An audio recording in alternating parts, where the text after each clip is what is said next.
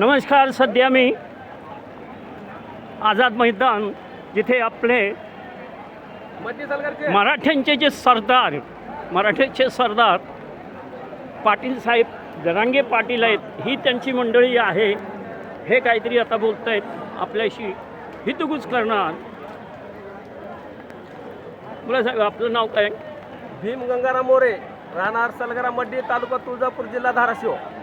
बरं, तुम्ही इथे कशाला आलात? आम्ही आमच्या हक्काचं आरक्षण मागण्यासाठी आलो इथं. आणि जर यावेळी पण सरकारने नाही दिलं तर तुम्ही काय करणार? टाकणार. ते कसं? ते कसं आमच्या हातात आहे. तुम्ही त्या मंत्रालयामध्ये घुसणार? अवश्य घुसणार. तुमचं नाव काय सर? बालाजी बाबुराव कोकाटे. बरं, आता यांनी सांगितलं की मंत्रालयामध्ये आम्ही शिरू आणि त्याच्यानंतर पण पेपरवर्क करायला तुमचे बीजेपीचे कोणी आले नाही का? भारतीय जनता पार्टी आम्ही राजकीय माणसं नाहीत. सरकार बोलून साहेब, जर आम्हाला हे काम करून घ्यायचंच असेल तर अगोदर आमच्या जातीचे जे आमदार लोक आहेत त्यांचे तोंड उघडावे लागेल, तर ह्याला ताकद मिळेल अशी माझी मत आहे. एकनाथ शिंदे स्वतःच मराठे आहेत. त्यांनी तर फसविला गद्दार. तोंड उघडलं पाहिजे सगळ्या. फक्त शपथ घेतली होती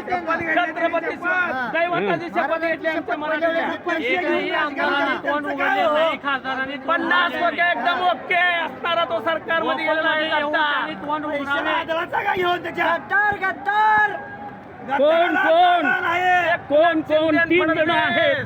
तिगडी अगोदर त्यांना तिगडी बोलत होती, स्वतः तिगडीमध्ये बसले. 100% खरं आहे ते.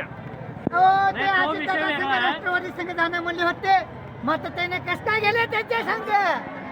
नाही, राजकारण हा विषय वेगळा आहे. आपल्याला फक्त तो चक्की पिसिंगचं काय झालं ते? राजकारणाचा विषय चक्की 10,000 कोटीचा घोटाळा. त्याला काय करत होतं माहितीये का? आम्हाला असे लोक नको म्हणले पाहिजे आणि त्यांना त्रास घेऊन सरकार तयार केले. गद्दार लोक कोण आहे आम्हाला सांगा. सर्वसामान्य जनता त्यांना बोलणार आहे का?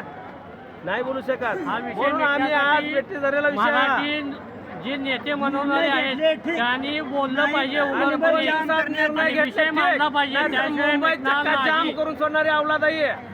धाराशिव होणार धाराशिव. मंत्रालयामध्ये 100% मध्ये 90% मराठी आहेत. मराठा मग तरी आपलं काम होत नाही.